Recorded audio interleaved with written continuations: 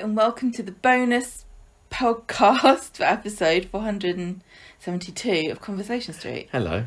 Good intro. I always get nervous because you're going to turn me off. So. Every time. I'm not even looking at you. I let you do the intro in your own way. Hello, No, everybody. You totally do whatever you say. I am Michael. I'm Gemma. And today we're going to be talking about Coronation Street behind bars. All the prison stories there's been over the year, which is a topic that I've had on the... People keep asking us, don't they? Yeah, I've had it on my list for a while of Yeah. things to cover. And I mean, it's always linked to someone. It seems that there's always somebody worse. in Coronation Street behind bars at some point or another. Multiple. Yeah, so why not? Why not now? Because we got who's up there? Harvey and Faye are both banged up at the moment. Johnny's just got out, literally. He has. He's just been released. Who else is on their way in? I don't know. I'm sure that's something that we can cover before we reach the end of this discussion. So yeah, we're gonna look back at Coronation Street in the past and find out who has been banged up, what for. Some of the, it's prison stats. I think it could be. I think there's some quite interesting information in here that I've been looking forward to doing this. Yeah. So before we start, I wanted to do a little bit of a background UK prison stats, just so that people from the UK or outside the UK as well can get some idea about how Weatherfield, ne'er-do-wells compare with real life. And these stats came from July 2020, so less than a year old. The internet. Oh God! I just found it. This is the UK. There was some report covered. Yeah, this is some information about what was going on in prison last summer. So at the time, right. So at the moment in the UK, there are 67,886,004 people. Oh, nice accurate. Yeah. And 87,900 of those are prisoners in the UK. Does that seem like lots to you or not many? That seems like quite a lot to me. Yeah, that seems like a massive, massive number. I don't actually know how many prisons there are in the UK. I don't know. I haven't worked that one out. But I mean, yeah, nearly 88,000 prisoners. That seems like lots of naughty people. Or maybe some wrongfully imprisoned people, of course, because if Coronation Street's taught us anything, then a good proportion of the people that have been banged up didn't do any of it, as Deirdre told us. There are 117 prisons in the UK. Okay. So there are 173 prisoners per 100,000 people in England and Wales. That was the stat that I found from last summer. And looking back, because we're going to be comparing Coronation Street in prison now to back when it started or whatever. I haven't got the stats for 1960, but I have found out that there are 4 times as many prisoners now in the UK than there were in 1900. So we're going back 120 years, and then the number has quadrupled. Now, obviously, the population of the country has increased then as well, but the actual proportion of people in prison has doubled since 1900. So I don't know whether we're just getting more efficient or whether we're getting naughtier or what, but yeah, twice as many people percentage wise behind bars now. There's a particularly steep rise in the 1990s. You can see this little graph of it going up, and it's just like in 1990. So I don't know what was going on there. Drugs probably, I don't know. But it's not all bad though, because it has been at least roughly plateauing in the last 10 years, the number of people in prison. Here's another good fact, Gemma. The number of the people in prison in the UK are ageing. In 2002, the over 50s only made 7% of the people in prisons, whereas now 17% of people in prison, so nearly a fifth of prisoners are over 50. Must be some kind of correlation between that and all the extra people we've got now. So maybe they've made something that only old people do into a crime. Or maybe it's just all those people that were banged up in the 90s when they were just stuck in their 30s and stuck there still 20 years later. 0.088% of people in the UK are in prison at the moment. Good bit of maths. I didn't do any maths. I think it's interesting to talk about, like, in America, 1 out of 100 people. Oh, really? Apparently. 1 in 100 Americans are in prison. Blimey, that is a lot, isn't it? Well, it's slightly under that, but it's still Blimey, okay. Very foreign nationals make up 11% of UK prisoners. Oh, and the other thing I wanted to say was 20% of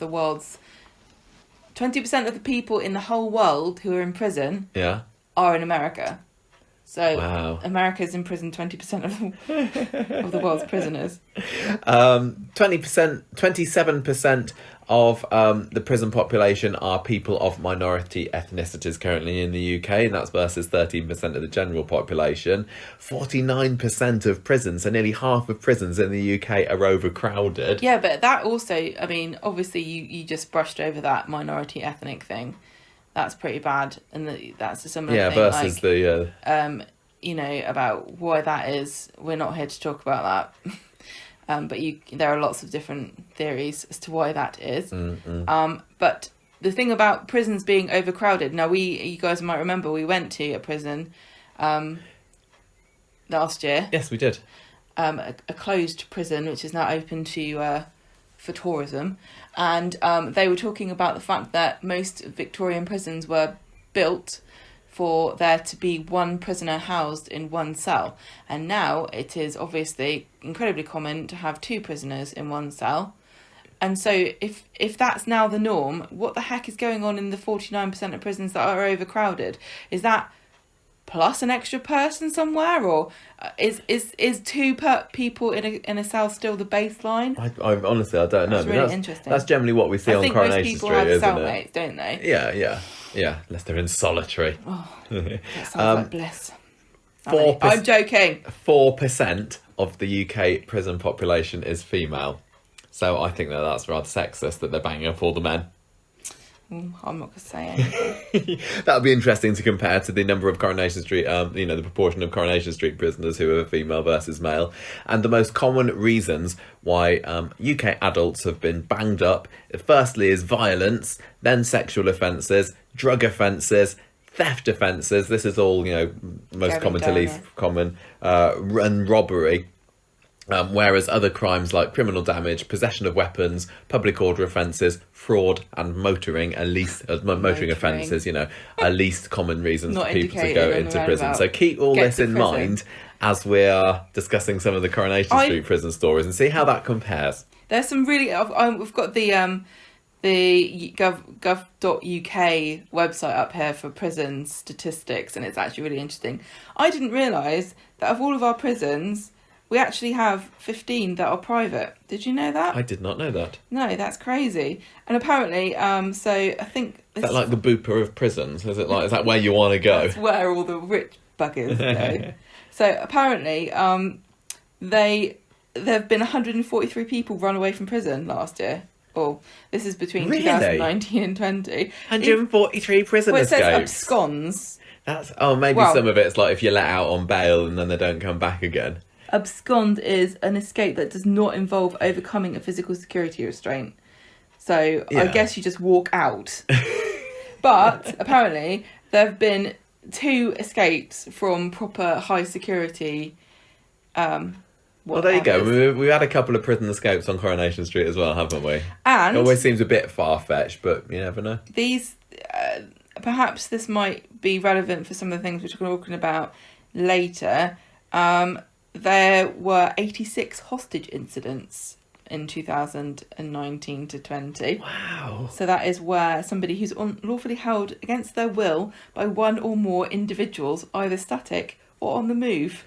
How the other half live. I know. So we did have that in the Coronation Street just recently, didn't we? Do you remember? Well, would you count this as hostage? When David was locked in the room with Josh. You remember when he was... when they were in prison a couple of years ago and they barricaded themselves in. Would that count as a hostage situation? I don't really know. Not sure.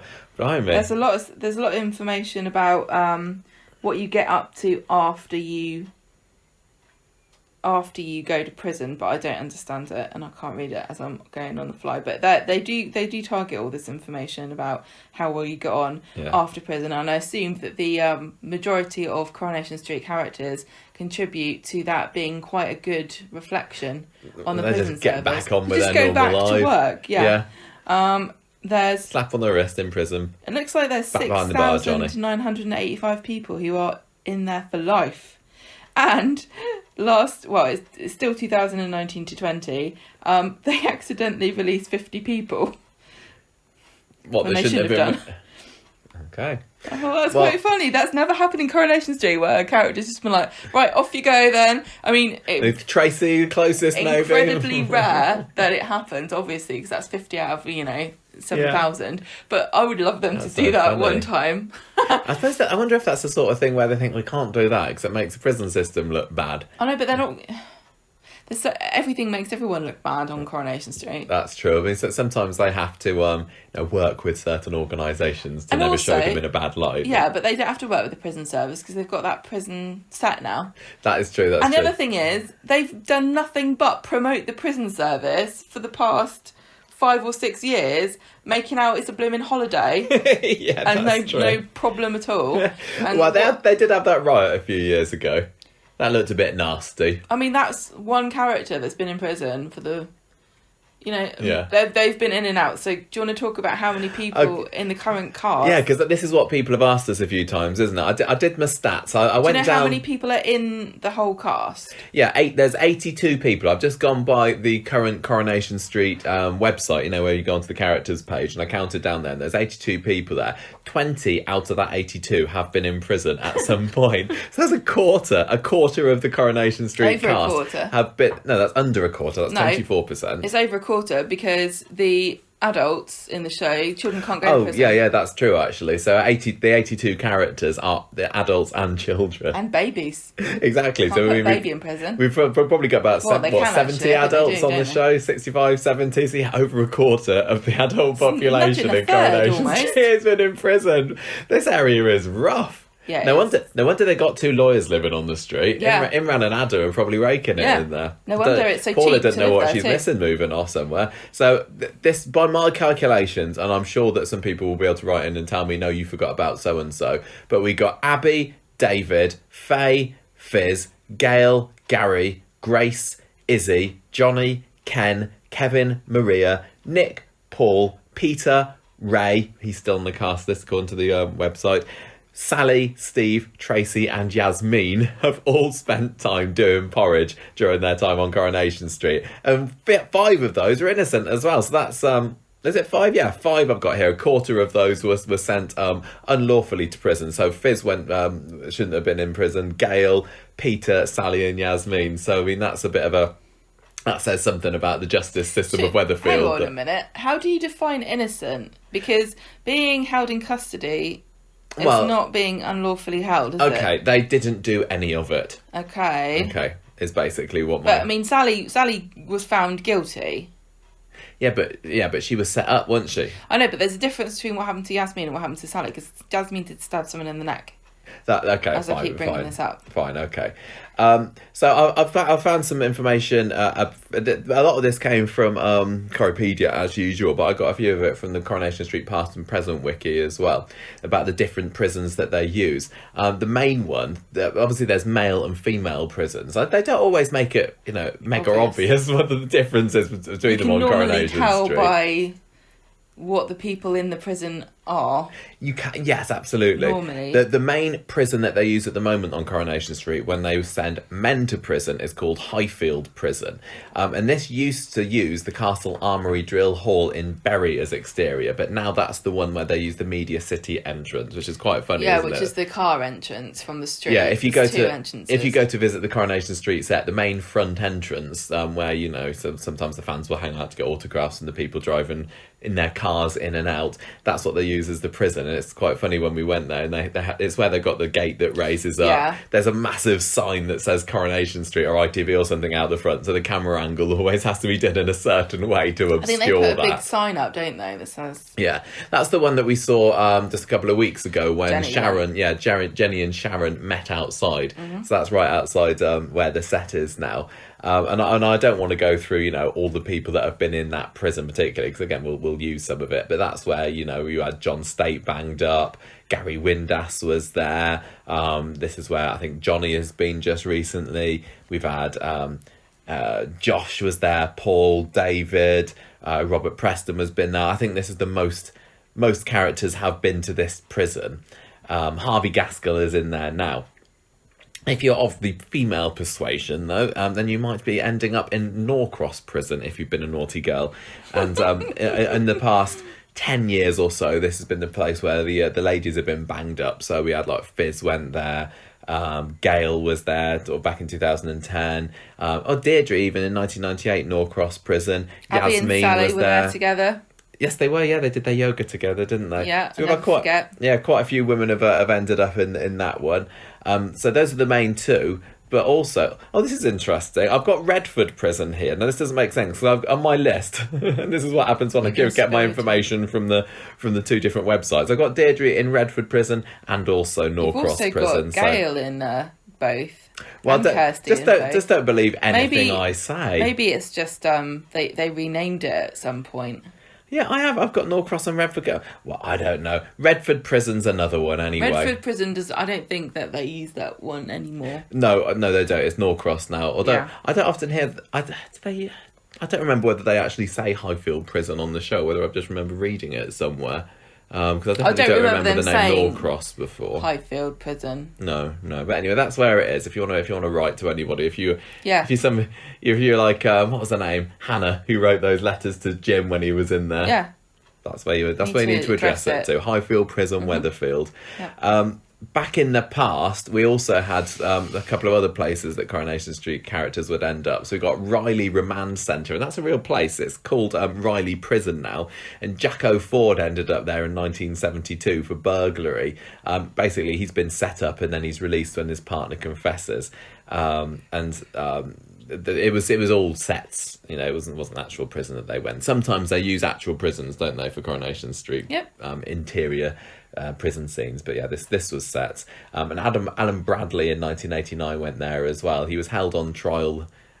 Before his trial there, he was found guilty. He was sentenced for 2 years. This was after his terrorising of Rita, but because of all his because he'd served all his period there on remand, he walked free afterwards. That was quite exciting. Strangeways is another prison that sometimes Coronation Street characters got sent to. Yeah, it doesn't exist anymore. It's a place in Manchester or in that area called Strangeways. So it's not just the prison that's called that. It's the part of Manchester there. But yeah, the prison is now called HM Prison Manchester, and it's a cool name, isn't it? Strangeways. Like Yeah, it is. It sounds villainous, doesn't it? It does. Now that's... I had riots there, and it used to be somewhere you would be executed, so... Oh, is that right, is it? Yeah. Oh, okay. So we've had people like Terry Duckworth has been in Strangeways, Jim and Steve McDonald both been there, Les Battersby, I think before Les came into the show, Rob Donovan was in prison in Strangeways, Paul at some point was in prison in Strangeways, not as many... but it's certainly somewhere that, I don't know, I guess that nobody ends up there anymore. They prefer to use their own make-believe prison on Coronation Street now. Now, if you were at, what? So I was going to say, Strangeways used to be a mixed prison until 1963. Oh, really? And they had the quickest hanging ever done, 7 seconds. Wow. How efficient. I think with Albert Pierrepoint, I think the guy was... that's the person that they were talking about when we went on the prison tour. I forgot what the name of it was. Yeah, I've forgotten the name. It's really bad. That is bad, isn't it? But it's a great tour. I don't remember. They executed quite a few sort of notorious evil people, including a couple of women. Yeah. Interesting stuff. If we talked earlier about the fact that young people don't get sent to prison, so we didn't necessarily need to count them on our statistics, but we have had a couple of under 18s get banged up in Corrie before. So in 2008, David Platt went to the Larchfield Young Larchfield Young Offenders Institute for criminal damage. This is when he smashed up the street with his crowbar, if you remember, and he shared a cell with Graham Proctor there. Seb Franklin was there a couple of years ago after he beat up Jackson Hodge, and also Clayton Hibbs, Shona's son, was there in 2016 after he murdered Kylie. He got transferred to Highfield Prison in 2019 though when he turned 18. So some famous Coronation Street prison stories in the past. You got more stats? Come on then, more. Right, so is this Corrie stats or is this real stats? This is Strangeways. This is just I just found this interesting. Some notable past inmates of Strangeways: Ian Brady, the horrible murderer on the Moors murder. So horrible. Also, they had some suffragettes that were put in there. So Emily Davison was she was sentenced to hard labour for throwing rocks. And also Christabel Pankhurst was there, and Catherine and Helen Tolson, who broke some glass in Manchester, very naughty. And Harold Shipman was held out on remand.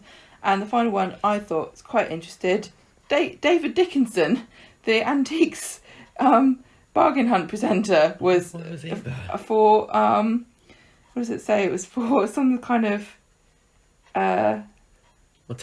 fraud. Terry, Jim and Steve were in good company. He was in there for fraud before he became a celebrity. So if you want to prevent crime, make people famous. Yeah. Seems to stop offending. It's when I was doing my research about the different Corrie's prison storylines, because nowadays it feels like every year there's somebody that gets banged up more for some reason. More than once a year now. Yeah, it's quite a regular occurrence now. Now they've got their prison in the last 12 months, there's been 3 people in prison that I just off the top of my head. Gary, Johnny and Faye. And Harvey, obviously. There you go, 4.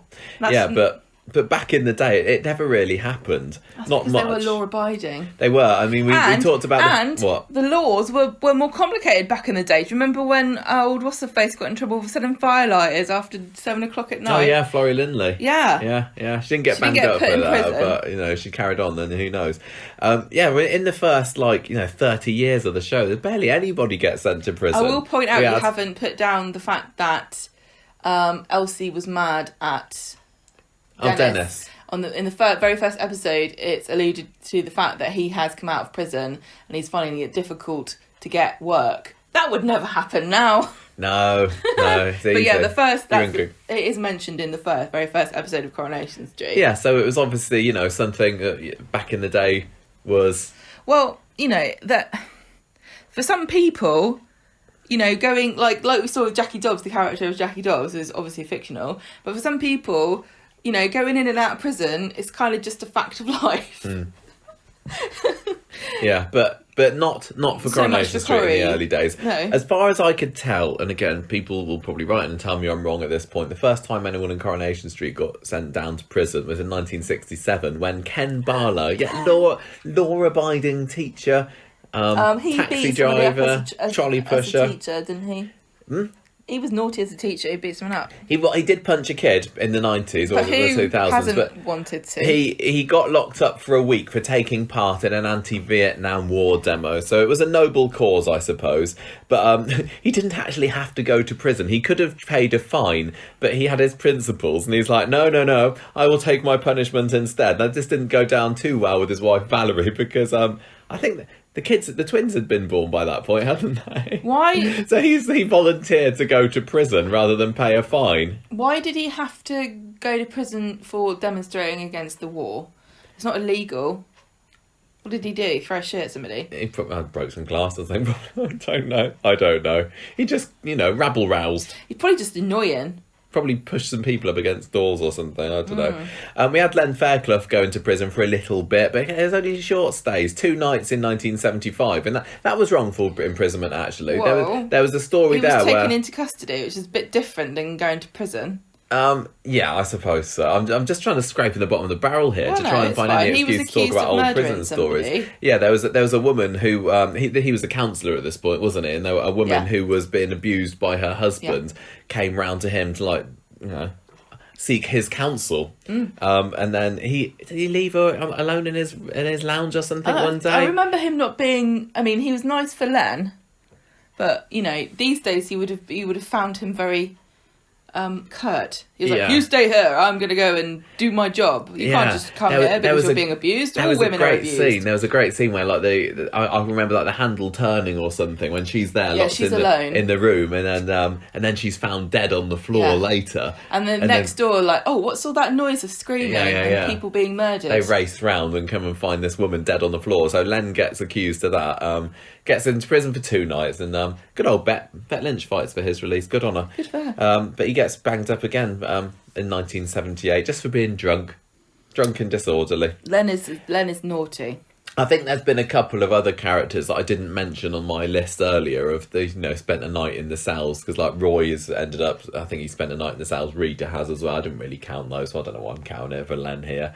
In 1992, Terry Duckworth, he was, he was a proper in and out of prison, wasn't he? Yeah, he was probably the first main character to be a criminal. Well, you had people like... You had people that were brought in to be criminals. Well, no, you also had people like Eddie Yates. Who else did we have? There was his ilk. I can't remember. People who had been prison. Jed Stone as well. People who were ex-prisoners, but they weren't prisoners when they were on the show. No. And that's kind of a prison sort of trope that doesn't exist on Coronation Street anymore. The cheeky ex-con. Because down on his luck. Yeah, just like, I come out of prison, now I'm going to carry on doing a little bit of ducking and diving, maybe going on the straight and narrow, but, because like when Eddie came into it, I think, and when was it, 76 maybe, and I love Eddie Yates. Jeff Hughes played him so fantastically. He was so charming, and he came in, I think he was like on... what was it called when you get out for a little bit? No, bail. I don't know. Don't know the prison term for it anyway. I should know this. But yeah, he came out and then he ended up. Was he skip his bail or something? Day release or something? So they had to come and take him back. I think I'm remembering rightly that. No, I think I've got the notes from later. I'll come back to it. But yeah, he and Jed Stone were of an ilk that you don't really get these days. People who've come in, been prisoners, and they day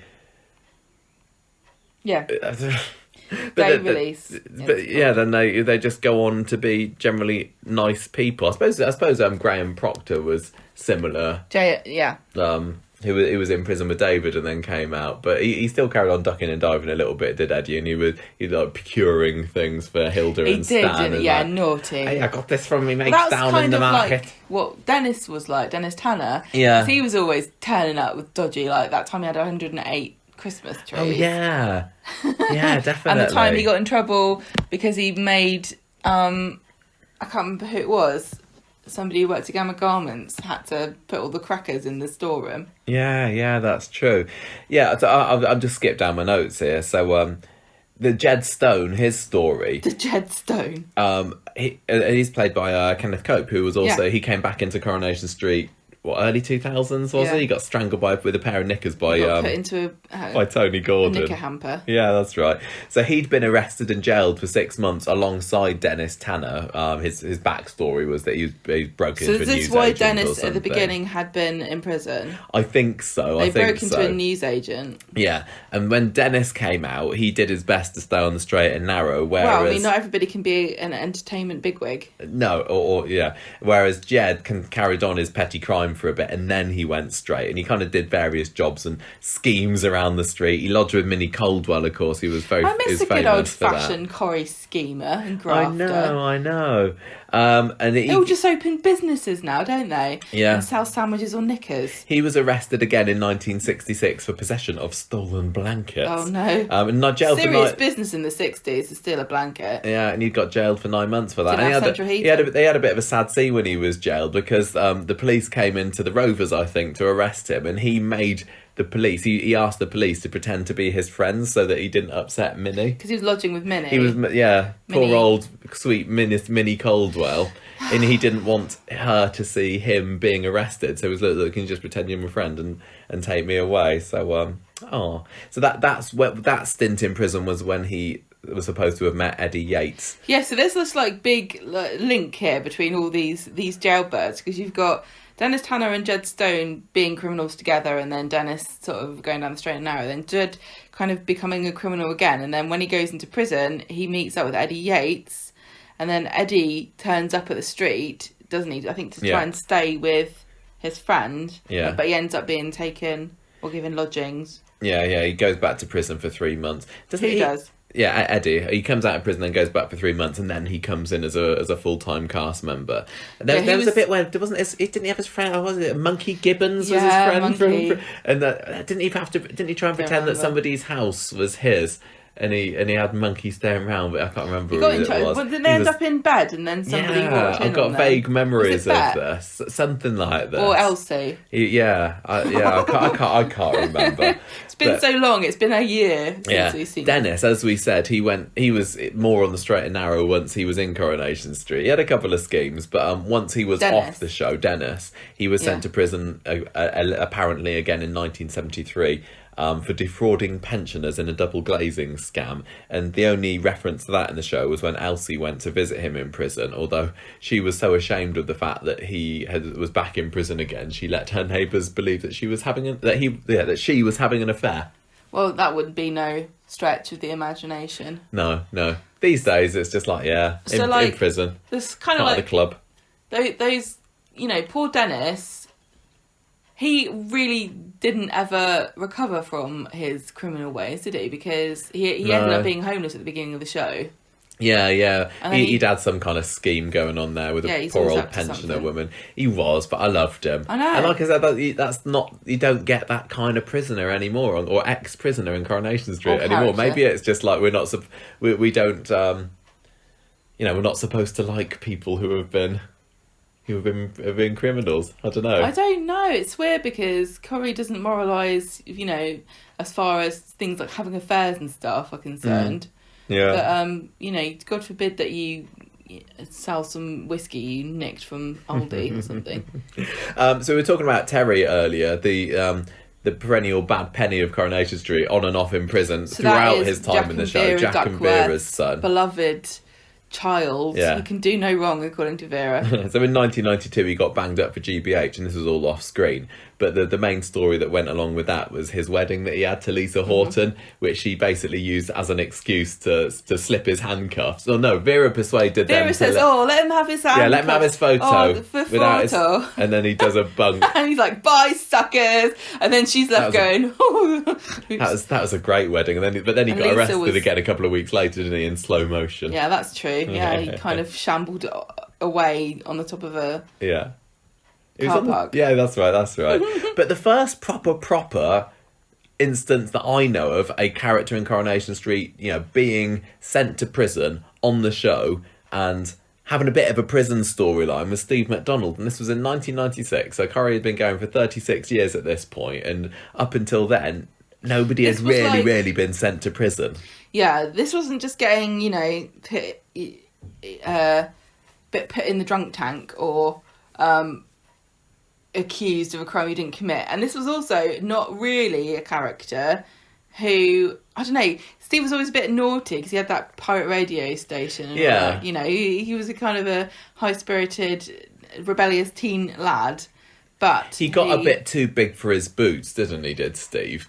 He came into a little bit of money, and he was winning on the horses, and I think he thought that he was a bit untouchable. Watching mid-90s Steve is so different to watching... He's cocky. Yeah, what he's become now. Yeah, he got taken down a peg or two because of this. I mean, he still thought a little bit he was a big I am after he came out. But yeah, he was arrested. In 1996. Yeah, he was arrested for handling stolen whiskey. And he tried to take Vicky, his wife, down with him as well, didn't he? Yeah. He got her to try and bribe somebody to say that it wasn't to do with it or something. But yeah, he got sent down to prison for a year or so. And in that year, he only made 20 appearances on the show. So it was a nice bit of a break for Simon Gregson, I guess, that point. I wonder what happened. Yeah, I don't know. But he was visited by Fiona while he was in prison a couple of times. He made a few Vicky appearances, didn't like. but... Couple of appearances, but he didn't have a proper prison story. I think he was also tied up with the. I don't think you saw much of this on the DVDs. Fraser Henderson, who was the dodgy crim that Liz McDonald was getting involved with. So yeah, that was the first one. Then we had Don. So this then, from 96 onwards, it kind of feels like this was snowballing. Where, every year almost you had a character prison story. And then it just accelerated to... When we do our predictions for the year, we say, who's going to get pregnant, who's going to get married, who's going to die. But we never say who's going to get sent to prison. But I think we need to start adding that to our rotation. Right. We had Don get locked up in 97, didn't we? Which we saw a little bit of. He set fire to Mike's factory. This was Brian Park's, way of getting Don out of the show, because Jeff Hinsliff, among very many other characters or actors, were axed by Brian Park when he became producer of Coronation Street. And I would have to say that Don had pretty much the best exit out of almost everybody that was he had a pretty epic that was cut at that story. scene. But yeah, he basically went a bit mad. He set fire to Mike Baldwin's factory. He then kidnapped Alma as well, drove her into the canal. It was a completely different. There was a real gear shift in '97 for Coronation Street, wasn't there? Thanks to Brian Park. While he was in prison, he got diagnosed with terminal cancer. Why did you sound so pleased? Just because I remember watching it, it was great drama. I loved it. We only just watched it, a month or so ago, didn't we? Then he dies. He doesn't die of terminal cancer though, does he? Does he escape from? How does he get out? Well, it's not about how he got out, is it? Anyway, it's about how he end up. Yeah, he does. He escapes from prison. They probably from the hospital. Let him go accidentally. And then he ends up blowing up himself in a car. Yeah. So, but again, he didn't really get a prison story, because he tried to frame Ashley as well for setting the factory on fire, but we didn't really get to see too much of Don behind bars. The first proper this is what life is like behind bars in Coronation Street, and you know what? It ain't that great. Is Deirdre in 1998. Now I saw bits of this, and I thought it was brilliant. It was fantastic. You must remember it, even though you didn't watch Coronation Street at the time. I remember people talking this story. About... This was huge. Frida Weatherfield won. Yeah. So Deirdre had been caught up with John Lindsay. Wrong. He was totally wrong. And he told her that he was a pilot, but actually he was just a Thai salesman. And there was just lies after lies after lies that she bought hook, line and sinker. Yeah, he had a wife already and kids. And he was making her take out all these credit cards. Yeah, exactly. Spending money. Very, very clever, getting her name on it, trying to get getting money from someone else's account, trying to get someone else's house. But in January 1998, February, I can't remember, she gets sent down and John is released. He pleads guilty, doesn't he? And she's, because she's saying I didn't do it. Yeah, she looks like the mastermind, evil person who, that the judge even was an excellent judge. So she gets sent down to prison, and that was brilliant. It was only 3-4 weeks maybe that she was in prison, but I think it's great. I think it's the best Corrie prison story. It was really good because it really did depict like the utter outrage, bewilderment of somebody who didn't do anything, who never expected to see themselves in prison and could not believe how utterly unfair everything was, and couldn't get over or like deal and move forward with what was happening to them because of being hung up by the fact that they didn't do it. Yeah. So, and the fact that it was filmed in an actual prison, it makes such a difference as well. And you actually got to see her, you got to see her being sort of going through the intake and having to give her belongings, take her rings off. And then she has to go and get searched. She's like, when can I have my handbag back? And then not until you've been...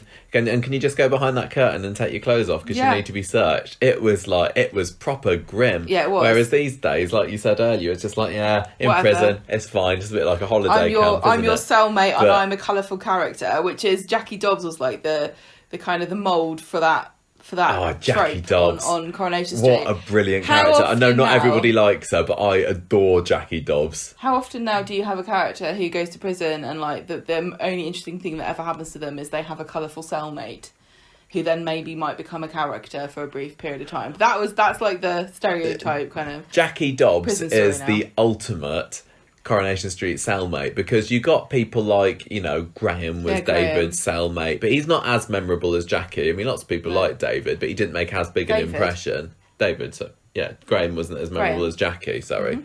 Mm-hmm. Then you had people like, Paul Foreman, who was in prison with David, but back then he wasn't, put in as you're going to be a main character in a couple of years' time. But Jackie Dobbs, she's kind of glam on her, because she gets let into prison at the same time as Deirdre, doesn't she? Yes, and she's got her lippy on. Back again, and she's got her very broad accent.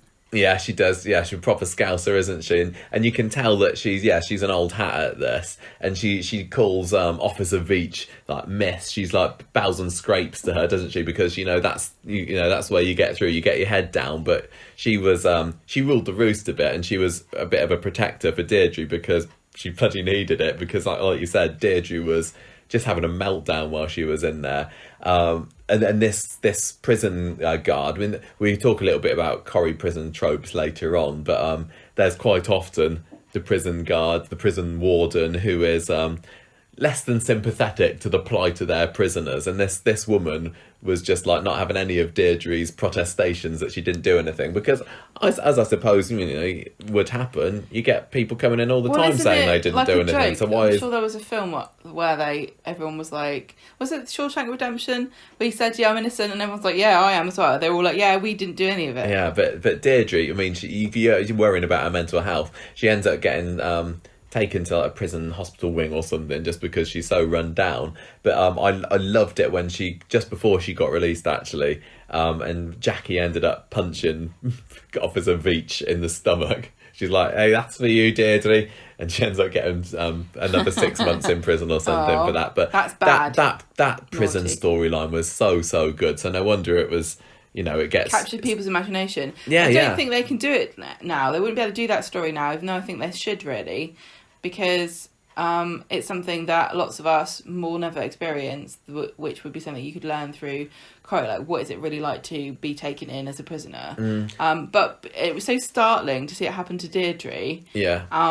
But because it's so commonplace now to go to prison, they have lost that element of back then. It was like what? No, Deirdre didn't do anything, and we got to see the first woman as well. Yeah, I guess so. To go to prison in Coronation Street. I guess so, and the storyline leading up to it was going for 6-8 months or so. The whole John Lindsay saga, which was brilliantly plotted, and the UK kind of rose up in protestation of Deirdre being sent down to prison, and it was in the papers. It was discussed in Parliament. It's ridiculous, really, to think about this. But it was great. And the Sun, I think, led the campaign, the Free Deirdre campaign, and then 3-4 weeks later she gets let out because somebody else who John Lindsay scammed came up and said, "Oh, it's happened to me as well." Oh, he did. And so Deirdre was let out. But and then all the campaign was like, "Yeah, we got Deirdre out." Obviously, it was plotted way in advance. Yeah. It's so funny. And we just saw a couple of days ago, actually, Deirdre being released, didn't we? And what didn't really make sense was how she comes out of prison, and then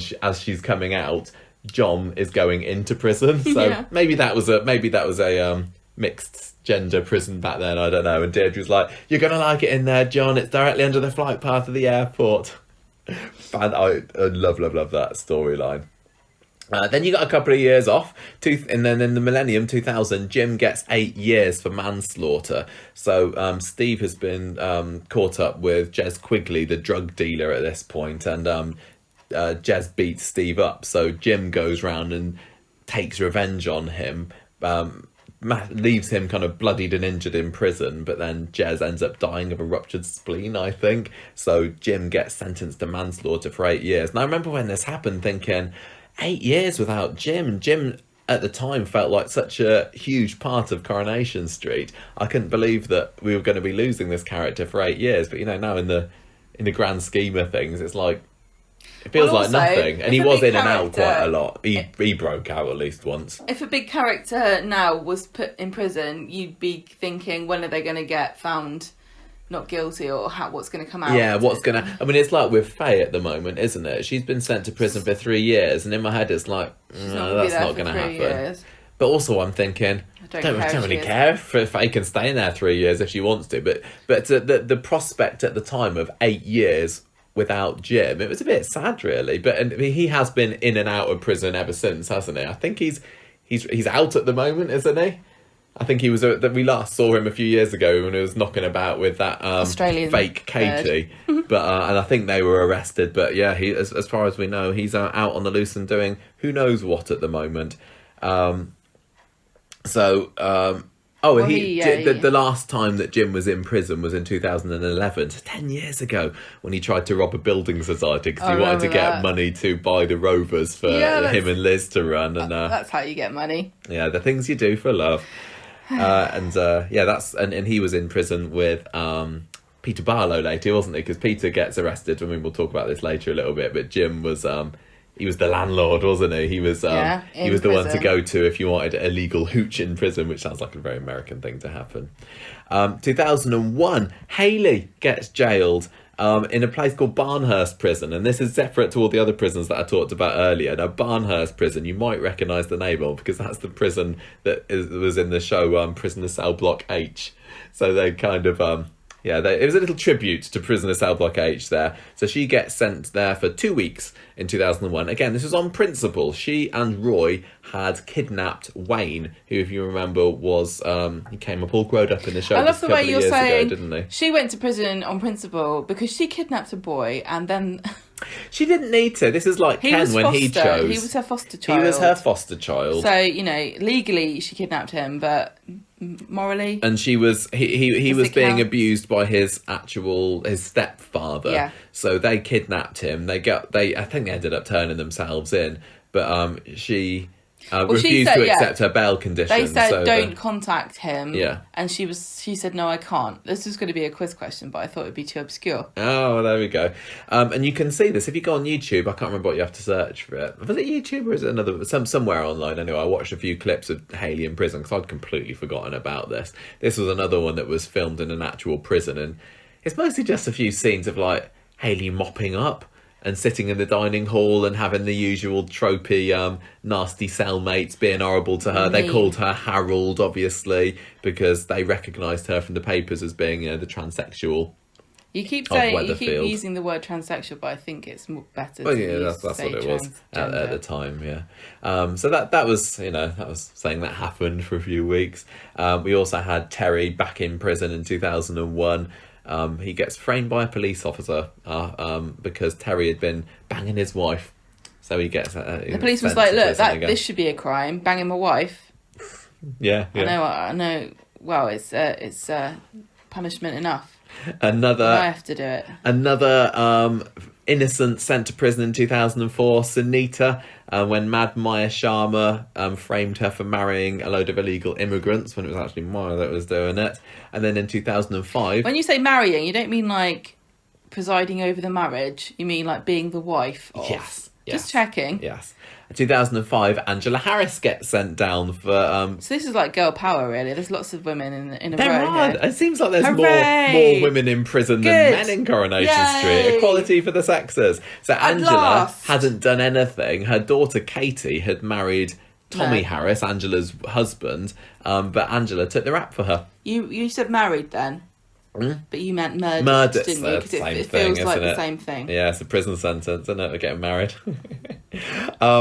Famously, we got Tracy, another woman, sent down in 2007 after murdering Charlie Stubbs. So she's somebody that actually did deserve to get sent to prison, but she only gets released, 4 years later, maybe, if that, because of... what was the excuse? A forensic expert is found to be a fraud or something. They just wanted an excuse to get Tracy out of prison because she should still be in there now, to be honest. They found that the evidence that was provided in a different case by that forensics expert was fraudulent. Yeah, that's right. And so they then threw out every single case they'd ever worked on. Yeah. I want to know who else was released. Was there just like a mass release of Weatherfield murderers? Do you remember... in Ghostbusters, where all the ghosts would go marauding around New York City. Yeah. It's pretty exactly the same as that. Yeah, when they get let out of the that big traps. Yeah, the ghost trap. Yeah. 2009, we had John Stape sent to prison 2 years after kidnapping Rosie and locking her up in his grand's attic or something, wasn't it? Yeah. That had a few more in prison scenes, I think. Fizz ends up visiting John in prison and starts to fall for him a little bit. She even turns to him for advice on homeschooling Chesney, but he's not interested though, and he's eventually put on suicide watch. Fizz ends up chaining herself to the railings with a massive sign saying, "I love you, John Stape," and he agrees to marry her. So they have a little prison wedding. I think this is Coronation Street's first prison wedding, maybe? I can't remember when. How many have there been since? Well, I think Jim and Liz got married in prison at one point. But anyway, yeah, there was them. And we also had Gary sentenced to 2 months in prison in 2009 after being set up by David and convinced to burgle Audrey's house. I know, but he didn't set him up to say he did something he didn't do. Well, David He actually said burgled Audrey's house. he did. I think David said, "Let's go there and burgle this house together." And David doesn't turn up. And I think lovely gay Ted ended up going there, and Gary startled him and gave him a heart attack. So that sucks. That's mean. Yeah, I realise I've been doing it. Do you want to take over and do the last decade of Corrie Inmates? 2010, Gail. Everyone Woman. thinks she killed. Yes, she's a woman. She was suspected of killing Joe McIntyre, who killed himself with a boom in the lake. Yeah, he was faking his own death. Well, he was trying to fake his own death. Did it Was really Joe? So well. And he actually ended up killed dying. himself. So Gail gets She ends up being accused of cellmates with Tracy, which is brilliant. And then Tracy, yeah, this is a proper prison story, wasn't it? Gail's protesting her innocence because she didn't kill Joe. And so Tracy says, "Oh, Gail confessed to me," so she gets an early release. Yeah, she wants to get an early release, and she is told that she will if she can get a confession out of her cellmate Gail. Gail gets found not guilty, and Tracy gets in more trouble. I think she gets beaten up by her fellow By Gail? inmates. No. She gets a good bottoming by Gail. 2001, this is when Fizz ends up in prison because, well, she gets denied bail because she's accused of murdering Colin and Joy Fishwick and Charlotte Hoyle. This was what John was getting up to. And then she goes into the mother and baby unit because she has Hope. Yes. With Yeah, her. Hope's just been born, in the past 6 months. And there's or a something. drugs racket going on in the mother and baby unit. Yeah, they were That's smuggling a drugs in the cots. Oh dear. She gets beaten up when she dobs on one of the ringleaders, and then Yeah, the person who she was having a go at was played by Beverly Callard's daughter. Wow. Yeah, there you go. Factoid for you. But yeah, so she's a bit down on her luck there. But there's a great scene where Fizz eventually stands up to this Beverly Callard, not Beverly Callard's daughter, Rebecca is she called? I can't remember, character, and yeah, she asserts her dominance, and I don't know whether it came across as completely believable, but yeah, she ends up there being the tough mum in the prison, in the mother and baby unit. But in the end, anyway, she gets released because John confesses that it was him what killed all these people on his deathbed. Yep. What happens next? Kirsty gets thrown in prison in 2013 after abusing Tyrone, and then in 2014 we were introduced to Michael Rodwell, played by lovely Les Dennis. So he got jailed for 2 months after breaking and entering into number 8. And his backstory was that he was a bit down on his luck. He'd lost everything in the recession. His hadn't he? backstory His was supposed to family. tie into the recession that was going on, Yeah. and it didn't. Wife I had don't know chucked him if out did or it something. work. I'm not sure. Not particularly, but this was Because he was a character we didn't know, so we didn't watch him lose his house No. and his job. And I didn't really live in his mind about car that. I and really things. enjoyed this story because this was a Restorative this justice. was just about restorative justice, which I don't think that Coronation Street had tackled before. I didn't even know it existed. No. So it was basically Gail going into prison to meet the person who broke and entered into her house and ended up falling in love with him. So sweet. And Michael was probably perfect why they for stopped Gail. doing I loved him. I thought it was so good. I love. He gets a bad rap, does Les Dennis, for his time on Coronation Street, but I thought it was ace. It was a bumpy year, 2014. Peter gets jailed that year after being found guilty of Tina's murder. It wasn't him that done it. It was Rob.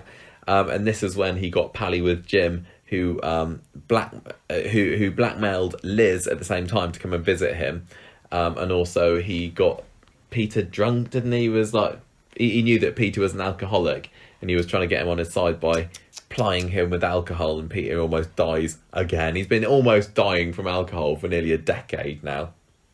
And then at the end of the year, Rob Donovan gets actually sentenced to 25 years in prison for actually killing Tina. And not killing Peter, which I've written in my notes here. Rob in prison was an interesting move, and I think a lot of people say that was a mistake to have him kill Tina, because he was quite a promising character, wasn't he? And his relationship with Tracy had a real spark to it. But he's not going to come out for another 20, 30 years or something. I don't know why Unless his forensic expert gets found to be dodgy as well. If they wanted to release him, they would have just had him come out because of COVID. because they've sent home lots of people. Yeah, early. but he was a murderer. But it was he kind of pushed her off, off the gobby. balcony, and then finished her off with a crowbar on the But floor. that's just being thorough then. Yeah, didn't want to leave a mess. It's like, I don't want to leave a job undone. So that should be lauded in a society. People too lazy these days, always on their phones. You'd see Rob on his phone. No, he went out and he did something, and he achieved his goal. Usually, when Coronation Street characters leave the street by getting sent to prison, we don't see any of them again, do we? But Rob's been one that I think once or twice we've seen him back again on the show. He found out, I remember one point, he found out that Tracy was in a relationship with Robert Preston, and he tried to get between them. Also, he blackmailed Johnny at one point, didn't he? Because he knew that Johnny was Carla's dad. Mm-hmm. And he was like, I'm going to tell everyone that you're Carla's dad if you don't give me a load of money or something. And then he says, well, I'm just going to tell everyone myself. Yeah. And the last time that we saw Rob... That was an anticlimactic thing for Rob. That was. But what was brilliant was in 2017, when he escaped prison and went on the run with Tracy. This was all in the middle of the Barlow Basher storyline. And he was hiding out in the empty gym. They went on the run together to Yorkshire somewhere, I think, to the moors, and that was fab. So I don't know whether we're ever going to see Rob again on Coronation Street, because I think since then he's been moved to a different prison, like away from Weatherfield. But I think they'd be sensible to bring him back in it again, because he was a great character. It's just I can't think of a way that they're going to reintegrate him fully back into the show unless we're prepared to wait for a couple of decades. Who else has been in prison, Gemma? We're getting close to modern day. In 2016, Izzy gets sent to prison for 2 months because she runs over a police officer's foot while she's also getting drugs. Yeah.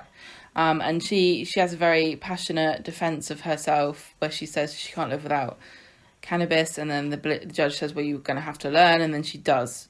Yeah, and she never talks about it ever again. Never touched cannabis again, no. Maria gets sentenced to a year when she has a phony marriage to her Argentinian friend Pablo, who's gay, and he needs a beard.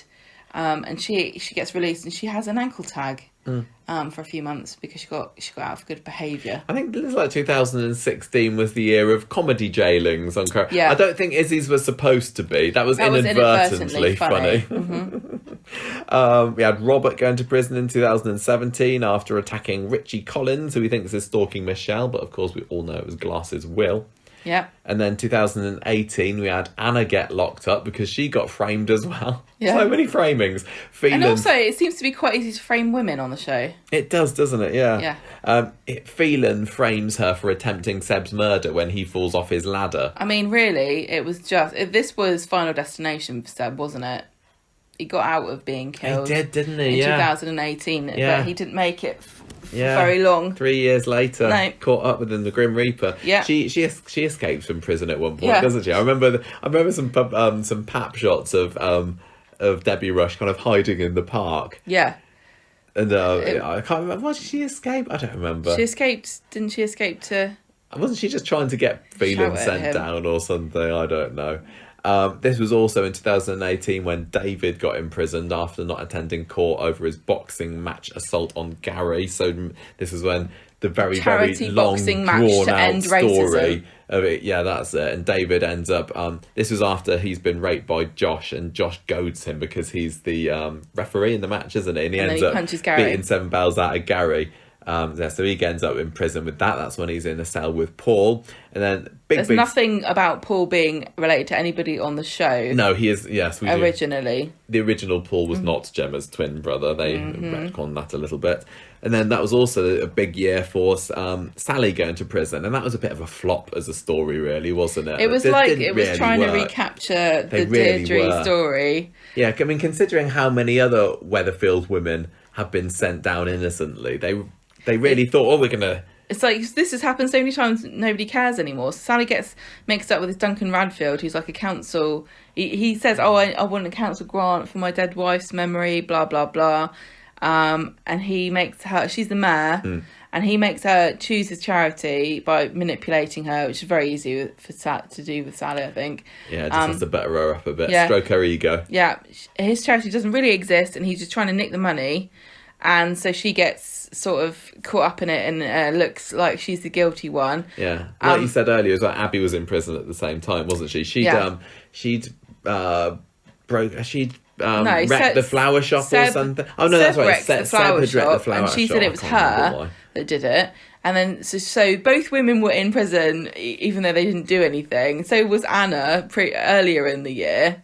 Yeah. And David was only in prison because he had like PTSD from being raped. So, yeah.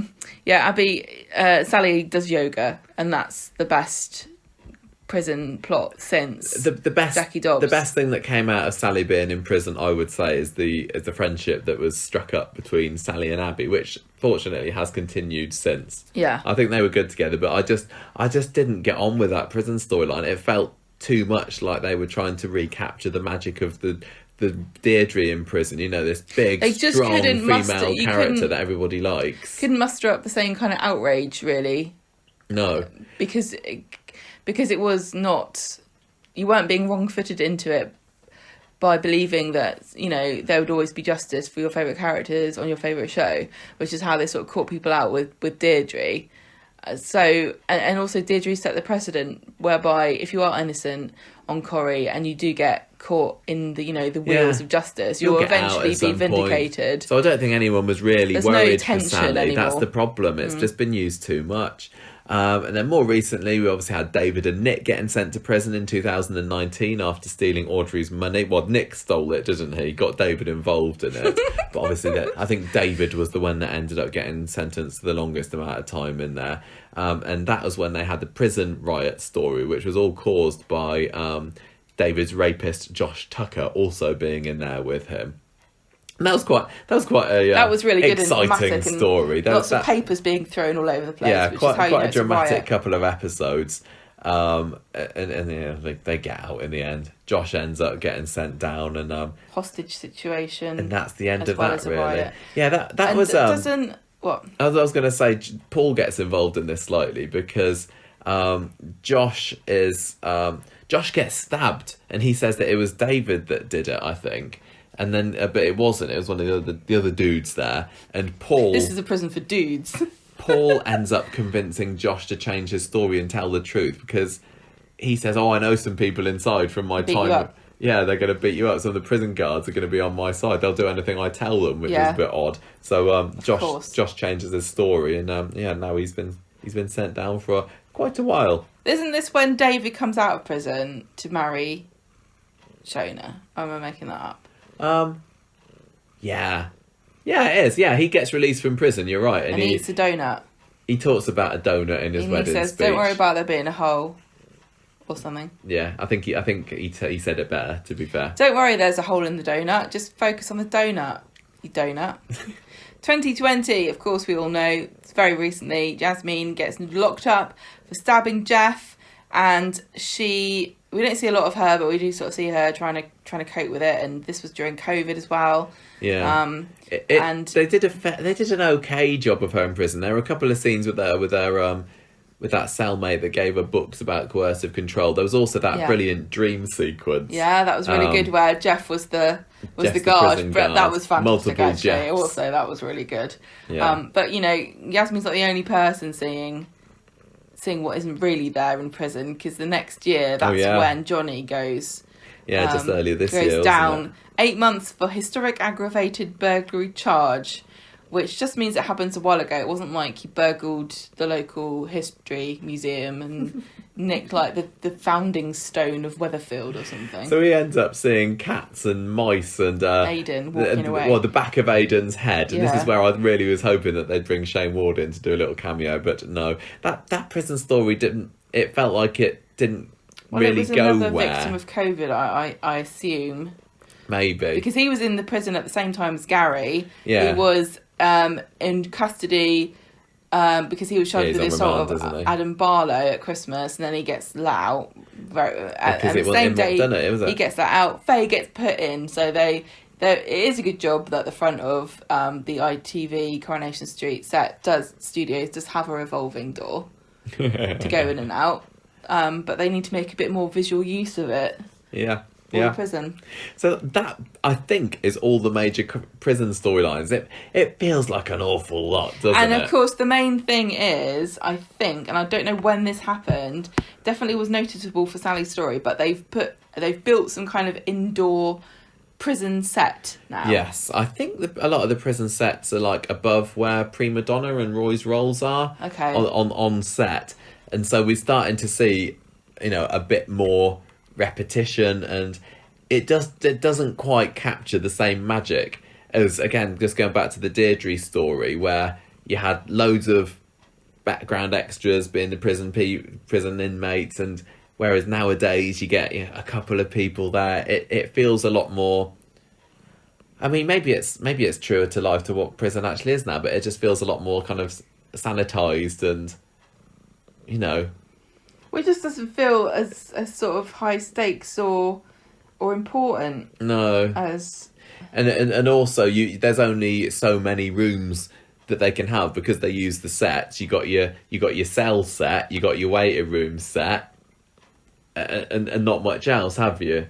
So there's only so much that you can actually, only so many scenes that you can have. Whereas if you film at an actual prison, we mentioned earlier, I just looked it up, Shrewsbury Prison is the name of the place that we visited, the former Shrewsbury Prison, and they allow filming from different TV shows to be done there. I don't think Corrie has since David's prison riot, but it does add an extra element of realism to it, to have it filmed on location, because you can walk around a lot more. There's nobody walking around with from their cell or anything. It's all very static. You're either in your cell having a conversation, or you're in the little communal area having a conversation, or you're in the visiting area having a conversation. There's no kind of transition between the bits. Yeah. And it feels a bit the same what they've done with the medical stuff, where it feels like they're justifying building and spending money on these sets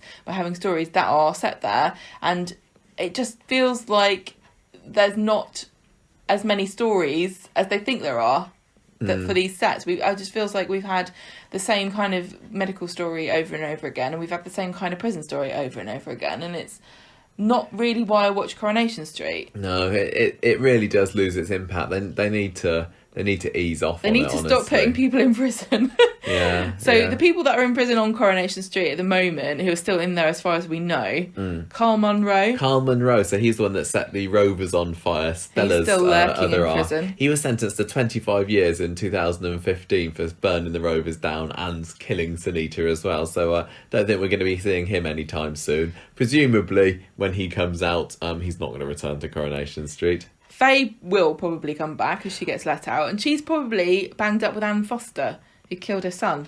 Frank Foster, probably. Anne Foster. That's funny, but there's probably been a few Coronation Street women who've been banged up with Anne Foster, yet we've never seemed to see her. They've got so many male characters in prison at the moment that they could do an entirely prison-based sitcom, or not sitcom, so based on these characters. You've got Carl, you've got Rob Donovan who's in there, you've got Nathan Curtis and Neil Clifton who are the pedos. From the Bethany story. You've got Josh Tucker, who's in for 15 years for various bits and bobs. You've got Clayton Hibbs, who's in there for 15 years from 2016. And you've got Harvey Gaskell. So all these characters, all in prison, quite a lot of them quite nasty people. I wonder whether it would be funny if they did just a week of... Yeah, prison special. Yeah, why not? If you've got to justify your set, then there's your perfect in. I don't think they're all supposed to be at the same prison, but... why not? I imagine... looking at who's there, every time that we see Clayton in prison, I assume that that's the last time we're going to see him. He's a real millstone around the neck of the character of Shona, isn't he? Can't wait to get him. He really has needs to be killed off. Yeah, it really does have to be killed off. If they're gonna make something out of David and Shona's relationship, he's not as exciting a character as I think Coronation Street think he is. I know, but I think that they kind of think they've solved the problem because she doesn't remember who he is, so he doesn't have any power over her anymore. But maybe. I don't know how true that really is. Maybe. I mean, if they wanted to bring him back and make him relevant to her, even though she doesn't regain her memory, because she's obviously not going to at this point. Have you come to accept this? Oh, maybe, but she seemed a bit less batty in recent weeks that we've seen her. What other way could there be except for to say Shane is a grandma? Because just because he's in prison doesn't mean he couldn't have a conjugal visit, and he could definitely knock up his girlfriend or wife, and then she could end up bringing a baby round to the Platt's house. Maybe. I don't know whether I like the sound of that. No, I don't know if I like the sound of it, but if I'm a producer and I'm trying to get more milk out of this annoying cow of a story, that's how I would do it. There's a couple of other Coronation Street characters that were sent to prison a while back, and I can only assume that they're out now as well. Like Angela Harris, when she took the rap for Katie after killing Tommy, she was told in 2005 that she would be in prison for a minimum of 4 years. So we can only assume that she's been out and free ever since, and just hasn't, she's actually returned to the scene of the crime. She's sticking to the old, what's it called? Hiding out. Oh yeah, the Harrises, they were on witness protection, weren't they? She's actually doing it this time. It's revealing everything. Unlike Nick and Leanne, it is possible. Terry Duckworth, I can only assume he's not in prison at the moment. The last time we saw Terry was he was doing a runner after that Seventh Heaven strip club story back in 2012, 2013 Classic. or so. But it wouldn't surprise me if he's back behind bars again. I don't feel like we're going to see Terry again. I think it's done. It's been so long since left. Jack and Vera died. I mean, Tyrone is the link, I suppose, isn't he? Wouldn't care. Yeah. And also John Lindsay. Unless Terry Duckworth turns up with some kind of scam for how to get cheap coffee cups. Yeah. Then I try and be all over it, because those things are expensive. Yeah, very true. Mm-hmm. John Lindsay, who was banged up in 1998, I can't remember how long he got, but I can only assume he's on the loose now. I mean, he's learnt the error of his ways. What's it called? Rehabilitated into society. And he's not pretending he's a pilot or anything else anymore. Well, he can. I mean, we think that's quite charming and funny when you do that. We on the podcast. That's why we love old Jude so much. Oh yeah, that's true. So the actor who played John Lindsay, Owen Aranovich, I had a little look to see whether he's been in much since in Coronation Street, and he hasn't, to be fair. I wonder whether it could be quite fun to bring him back in. And obviously Deirdre's not in it anymore. I mean, the vast majority of the characters that were in the show in 1998 aren't in it anymore. But I think there's still enough people in Coronation Street that having John Lindsay back on the scene, he'd fill the role that was fill the role for the hole that was left by Lewis Archer almost, wouldn't he? Kind of like can we trust him anymore? He's a bit of a charmer. I do like that. I think that might be a good never move. Sure.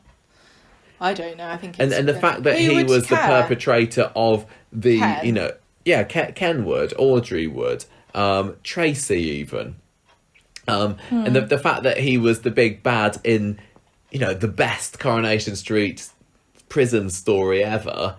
I think that could be quite an exciting return. Actually, I don't know what he would do, but I suppose it'd be more like an Lewis Archer of trying to persuade people that he is a changed man, but actually is anyway. He? Oh, I really want that to happen now. I think that'd be awesome. And the thing about John Lindsay as well, he kind of, I'm not going to say he bucked the trend, because the trend hadn't started at that point particularly, but most Coronation Street big bads end up dead, don't they? Mm-hmm. I mean, before John Lindsay, the biggest Coronation Street villain was Alan Bradley, who obviously met his demise in Blackpool underneath the wheels of a tram. But yeah, most everyone else, all the big baddies, get killed off. I mean, we saw it recently with Jeff. You've had Callum. My mind has suddenly gone back. Phelan, obviously. They all end up dead. And I don't know whether we need to start, easing off on the old Grim Reaper's side swing and sending a few of the other baddies to prison. Yeah, but then you end up like with Clayton, where he's just a sort of the Phantom Menace of the show. But they don't need to be. Because if Jeff had gone to prison, we wouldn't need to have him lingering. It'd just be he's in prison, he's paying for his crimes. No, because of the show, because of the nature of the soap, you'd always be thinking, oh, what if he gets released? Or what if he makes her come and visit him? Or what if he recruits a minion to I guess maybe. You'd have 3 of them if they're in prison. Tony Gordon did go to prison for a little bit, didn't he, after he was caught? But they ended up breaking out for that underworld siege story. Well, he said there's going to be a big... Britain's Got Talent week. There's going to be a big stunt, and I think I want to go see what happens. Yeah. And then he just got roped into it against his will. And I suppose Neil Clifton maybe counts as a big baddie as well. And Nathan in the Bethany grooming storylines. They've been sent down to prison. They could very well have killed one or both of those off, but they resisted that. But they're not going to come back because Bethany's not on the show. No, but I mean, it would not surprise me in the slightest if Lucy Fallon ends up on treading those cobbles again at some point in the future. Even once they got sent to prison, Nathan he made that little appearance in the flashback at one point, didn't they? Yeah. So it feels like to me that sometimes they should. It was so satisfying, that's the thing, seeing John Lindsay get sent to prison and Deirdre shouting at him as he got handcuffed in and everything. But I don't know. What else do we want to... just kind of scrolling through the notes, we've done that. Oh, I found a really interesting article on Digital Spy from 2018 about tropes of soap prison stories. I just wonder whether some of those it was worth mentioning. So how familiar does this sound in the stories that we've heard? An inmate that bullies the main protagonist. Yeah, definitely we've seen a lot of that. Yeah. Hayley, as an example, was getting bullied when she was in prison. Prisoner gets beaten up. Yeah, like David. Absolutely. Yeah. David got beaten up. I think Sally got beaten up at one point when she was in there. Tracy ended up getting beaten up. They like to show that, scary. Yeah. Even though prison seems like not so bad a place anymore, you got to be careful that you don't get beaten up by the baddies there. People in prison threatening people on the outside. Like Harvey.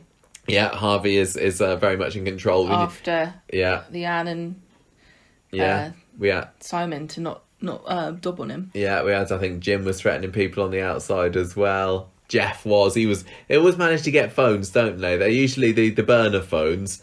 But you can, even if you just phone up on the normal prison phone, just get a bit of menacing nastiness out of the way. Having a burner phone is also a bit of a trope. Yeah. Convincing your loved ones to break the law themselves, for example, smuggling things in. Yeah. Clayton tried to do that with Shona, didn't he? He Trying did, to get her to do a bit of drug smuggling for him. The lonely struggle was another prison trope. Basically, people saying, "Don't come and visit me. Let me suffer in silence here." Yeah, losing hope. Moral dilemmas like, should I grass on people while I'm here in prison? That's what Fizz had to go through when she was in the mother and baby unit and found out about the drugs racket that was going in there. The sudden turnaround, so characters who are find it a bit difficult in there and then stand up to their tormentors a little bit, like it all Fizz turns did. out fine. Another sudden turnaround, I think, was like Anna escaping. She was a fairly, she played by the rule book when she was in there, but then she just decided to escape for no particular reason.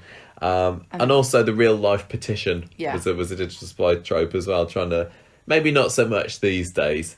I think the thing is with the Sally storyline, I think Coronation Street really, really wanted the Coronation Street viewers to be like, no, free Sally, free Sally. Be like up in arms about it. I think we're just we're just a bit over it now, aren't we? A little bit, I'm afraid. Yeah. Something else. I mean, there's a couple of other things that I think of when I think about prison storylines.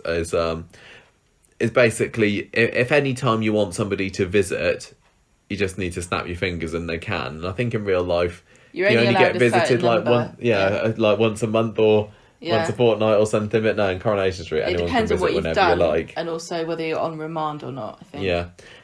The fact that escape is, not impossible. It's within your grasp if you're in Coronation Street. If you really want to get out, you can. You really want to get out. There's a good storyline going on the outside. You can escape there.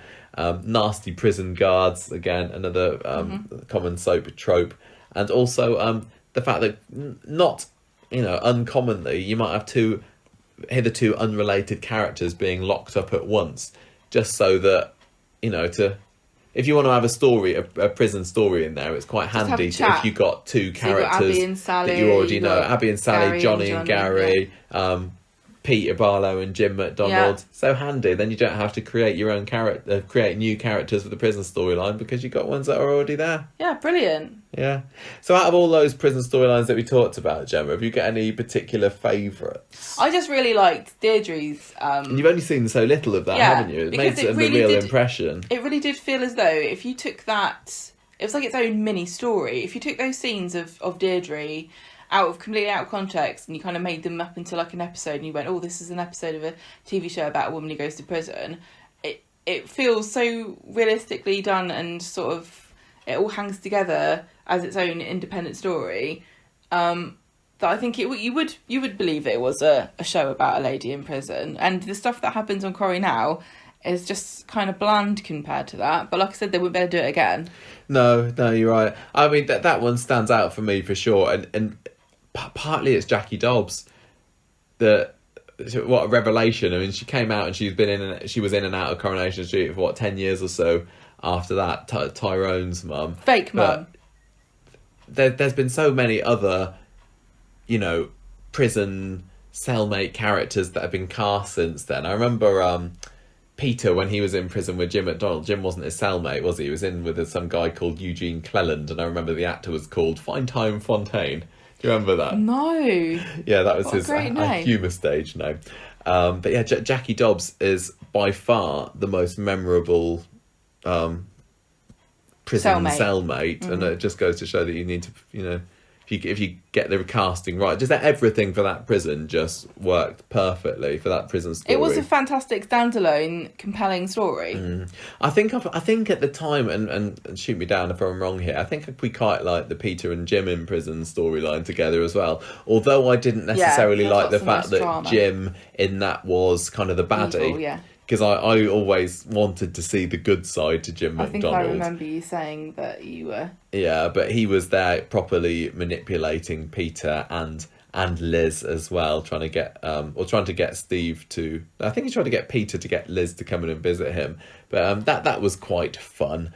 I just like seeing Jim again, to be honest.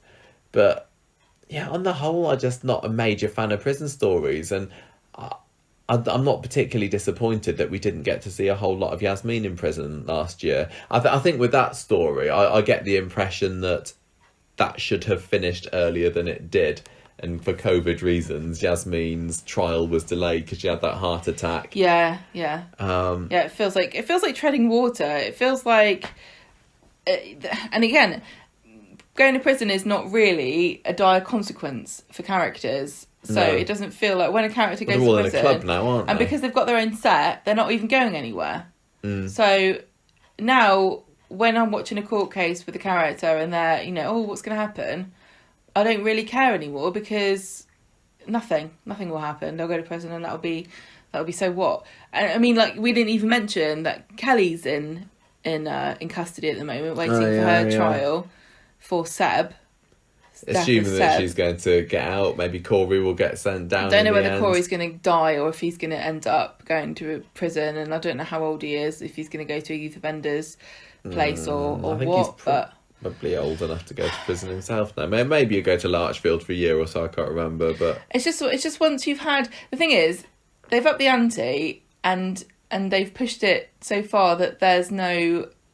It's not shocking. So the same thing, unfortunately, has happened with medical stuff.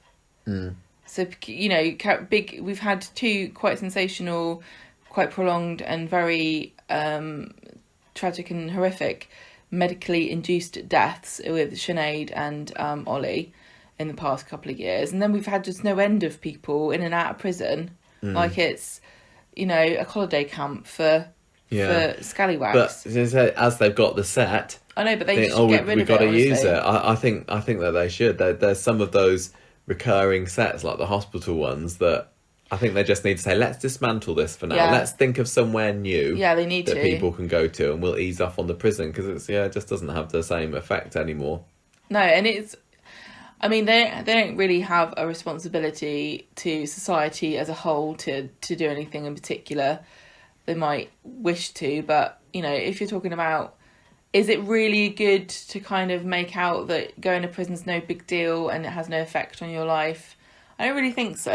No. I think that it creates a stigma, and I think it's kind of almost a bit irresponsible to kind of make out that it doesn't have any impact on your life. And it probably doesn't have an impact on your life when you live somewhere everybody knows you, and you're you get a job, working wherever, nobody cares what your background is because everyone's also been in prison. Yeah. But that's not realistic, is it? No, not at all. They've kind of got themselves into a bit of a hole. The only time they've ever really addressed anything like that is when Claudia was getting mad about the halfway house opening. Oh, yeah. And they were moaning about that. And we were laughing about how ridiculous it was because the whole street is a halfway house. Yeah, basically. But there's still... When I look at the characters that haven't been in prison, and there's a good, 3/4 or so of the characters, there's still so many of them where I think that Coronation Street could very well say, oh, let's throw Sarah Louise into prison. Let's throw... Even Leanne hasn't been in prison. Leanne gets into so much drama. It's a miracle that she's not been behind You've got bars. like a list of people here that could probably get wrongfully sent to prison. So you've got Eileen, you've got Jenny, you've got Leanne, Mary, Sarah, Toya, I can totally Shona. see Mary in But prison. my point I'm going to say to you is that almost all of them, apart from Mary and Toya, have actually committed a crime that they should have gone to prison for. Like Jenny ran Liz over, Eileen stole money off of Owen, Leanne robbed the restaurant and tried to burn it down. Yeah. Sarah helps a man get murdered. Yeah. Shona, I don't know what Shona's done, but I'm sure she stole David's wallet the first scene she was ever in. Yeah. We met Mary has kidnapped Norris, didn't she? Took him on. Yeah, she did. She pulled a what was it? Misery on him. Yeah, and yeah. I think Toya tried to steal a baby, but with the help of the mum, so it doesn't really count. I think Toya's the goodiest two shoes of the lot there. Well, in that case, that means that it's almost definitely Toya that's going to end up in prison next. Yeah, why not? Yeah. I don't know.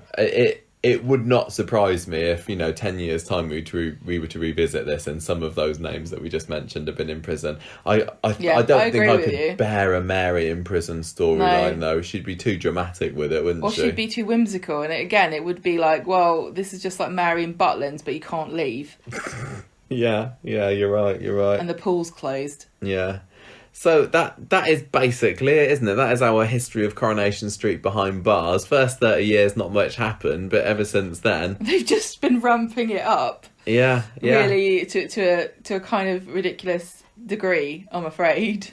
Yeah. And so I hope you've learned something, listeners, from listening to this today. So yeah, the point of doing this was just to kind of confirm what I think everyone's worst fears were, which was that there's far too much of people going to prison on Coronation Street. And you're right if you think that, because that's true. And people were asking us how many people who currently on Coronation Street have been to prison, and we say, well, it's about 1/4 of them. Yeah, actually. Pretty much.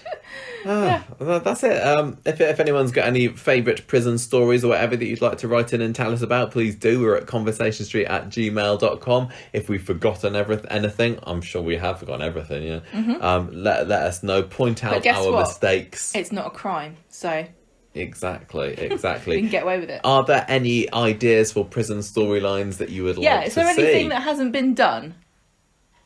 I mean, there must be. We watched 8 things. series worth of Orange is the New Black. Yeah, it would be kind of fun if they flipped it into like an actual prison. Like, I was thinking about this before about what can Corrie really do to push the envelopes of what storytelling for a soap is about.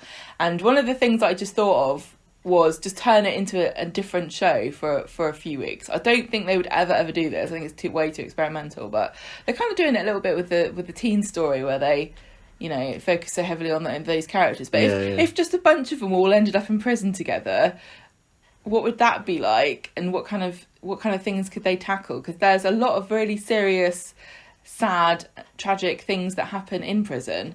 And a lot of things that they haven't ever focused on because they're so dark and they're also not part of the story. Yeah, I mean, they almost kind of went there a little bit with Johnny this year, didn't they? Because I remember them saying beforehand, we're going to show the consequences of an MS sufferer in prison, and they kind of did for a little bit, and then it was over and he took his pills and it was like, yeah, because it was self-inflicted. It wasn't quite as if it had been due to neglect or kind of systematic bureaucracy failure of, oh, we didn't know you had to have those pills, oh, you have to get this signed again you have to get this signed off by so and so.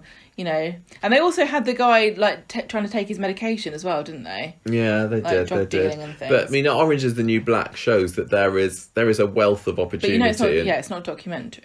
And it's No, also I know. about the American prison system. Yes, it's not exactly the same, but a bit different to. There's not been any sizzling female-on-female prison romances in Coronation Street. I mean, they've not been in there long enough to be, you know, completely abandon the thought of ever having a man again. Although we have heard that Tracy, apparently, when she was behind bars, dabbled with that little bit of retconning there, didn't we? Yeah, that was. And then obviously a lot of Orange is the New Black was a little bit whimsical as well. But maybe Coronation Street needs to turn to something like that to get some inspiration the next time. I don't know. Anyway, if anyone's got any ideas, do let us know. Or if you think there's who would make a entertaining prison inmate, maybe. Also, do you like the prison stories? Do you think they have too many at the moment, or are they just enough? Yeah, we've been a bit down on them, but other people. And really, but the thing is, though, if you remove the prison, you know, the consequences of being in prison, then. The consequence, you know, there still means there's no consequences for doing bad things. Yeah. Oh, what a quandary. I know. I this is why it's easy to criticise, but I would not want to be in the shoes of the production team trying to think of things to it do. Must be hard. Dramatic. It must be so hard to think of something that's fresh and new and feels like it's never been done before. Mm-hmm. I don't. That's what happens when you get 6 episodes a week, isn't it? And you got 80 characters. Yeah, exactly. So, anyway, we're going to properly go now. Thank you for listening, everybody. If you have listened and not just skip to the end. Why would you? Yeah, get us in touch if you've got any prison things to tell us. Yeah. And, have you been to prison? Oh yeah, if anyone listening has been to prison, we won't say your name or anything. You can be totally anonymous. Oh, we will if you like. How true to life is Coronation Street Prison? I've got a feeling I know what the answer to this one is. But do tell us. Write in if you know. Right, we're going to go. Goodbye. Thank you everybody for listening. And ta-ra for now. The music for this episode came from podcastthemes.com.